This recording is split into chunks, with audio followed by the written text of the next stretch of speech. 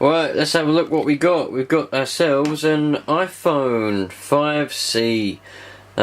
It's broken, man. The screen's broken. It looks like it's been changed at some point in the past, actually. Because I'm pretty sure these aren't supposed to be white. I'm pretty sure they come black. It's got a black button as well, which indicates it has been changed. Because usually they have white buttons, man, if they've got a white screen. So I'm hoping everything's alright there for the button. I've got in here a new screen. This isn't mine, it's family members, so I offered to repair it as just for fun, you know, because I'm nice like that. He was trying to sell the phone, it was like 20 quid, and I was like, dude, man, just put a new screen on it and you can sell it for more, man. Now, I'm a little bit worried though, because this screen is supposed to be brand new, but it's already got some marks on it, and well, I'm wondering if it's a return and they've returned it, someone's returned it, and they've just given it again, sold it again. And plus there's a bubble in there, which means someone's probably taken it off. Either that or it's badly made, who knows. Anyway, let's put it on anyway and see what happens, shall we? Can't be worse, can't be any worse than the one that's already on it. Blimey, man, what's going on with that? Whoa, we're like halfway there now. Well, I'd say about half-ish. Yeah, man, got the old screen off. It's pretty bad. Pretty bad, man. It like shattered a bit more there and some stuff come off. But, well, I don't know what on earth she done to do this. This is actually my sister-in-law's phone. I don't know what she done in order to, she must have dropped it, I suppose, or sat on it, or done something with it. I don't know. Who knows? Anyway, looks pretty clean inside the old body of the phone though. The main bit itself looks alright, doesn't look too bad.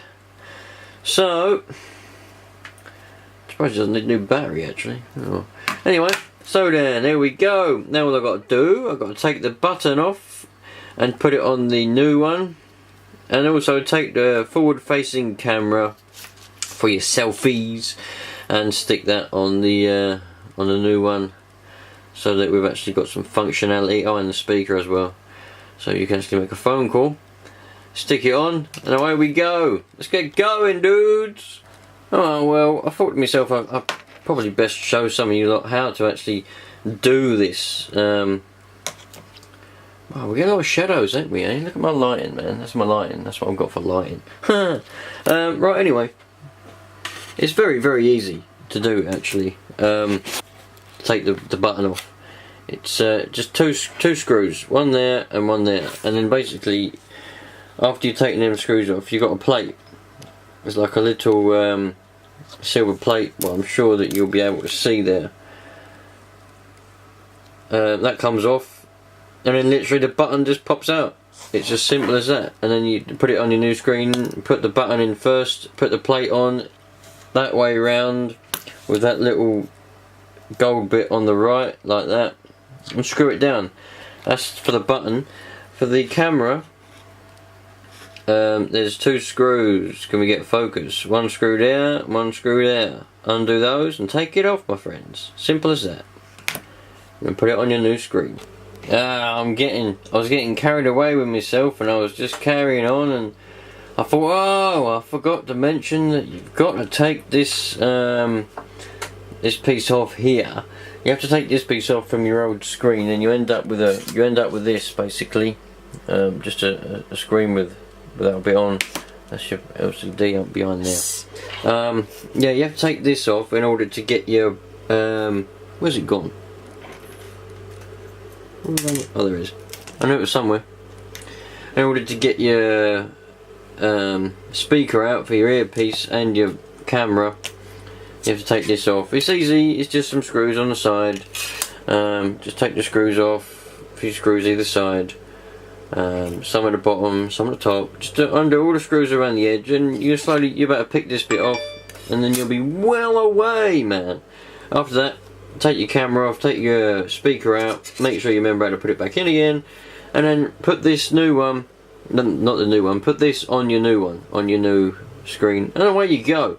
Yeah, that's very simple. I was putting it back in and I was like, oh no, I'm not explaining this. Alright, and this is what you should end up with after you've taken off the button, the camera, the speaker off the old one, and the back and put it on your new one. Got a few fingerprints, most of those are already on there. This has had a screen change before. A little bit of sticky stuff won't go on perfect again, especially if it's been off before, but if it's only the first time it's ever been off, it still won't go on perfect. A bit of sticky stuff there. Yeah, and it's just what it should look like now. It just looks like a normal screen now. It looks perfectly good, normal. Now it's just a case of putting it back in the phone.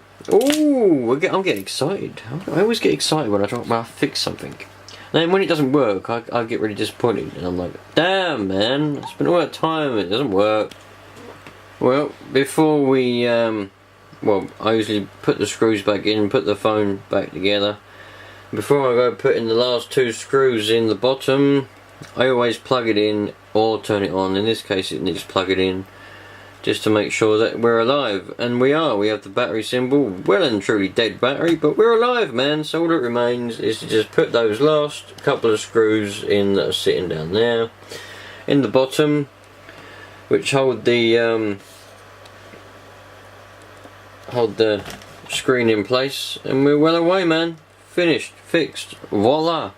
Oh, I love fixing stuff. You should all love fixing stuff, really. If you want to know the tools that I use to repair iPhones, computers, anything with small screws and torque screws and things, I bought this little handy toolkit a long while ago now, and it's pretty handy. It's got quite a lot of different types of screwdriver, flatheads, Phillips, torque screws, all kinds of stuff, and this little handy dandy little tool here with a little spinny end, so it spins in your palm of your hand as you're doing screws and stuff, and you just put your bit in there and tighten it up like a drill bit, like a chuck. It's got like a chuck on it, that's what it is, and away you go, man. It's a lovely little toolkit, and it folds up into a little leather pouch, really nice.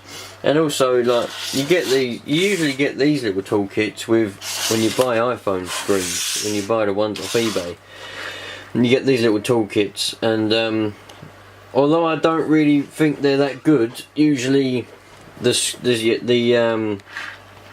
Phillips screwdrivers in particular, they round off at the end. I don't think I've actually got any left, but usually they round off at the end. And the little Torx ones usually round off. They're not usually any good, but I use these. You get the little case opener tools, although they tend to snap. Like this one has snapped. You get the big ones and you get the small ones. They're alright. They come in handy once or twice, but I like to use those actually, considering they come free with the screens, and you get your little case opener tool there in that type. But I do use more the plungers, these little plungers. I use these quite a lot. You pop it on the screen, and pull it off, put it on the screen, pull the screen off. With these do come in handy a lot. And obviously also in my little toolkit I obviously have a SIM card release button thingy-majiggy. It comes in very handy all the time. I've got loads of those indoors because when I keep having to switch SIM cards in a couple of my iPhones for different reasons. So yeah, that's my little toolkit. That one and this one. Lovely job, man. That's just going to go in the bin now, that other screen. And this one is well and truly fixed. It's just charging up a little bit now. Sweet, man. Oh yes, love it.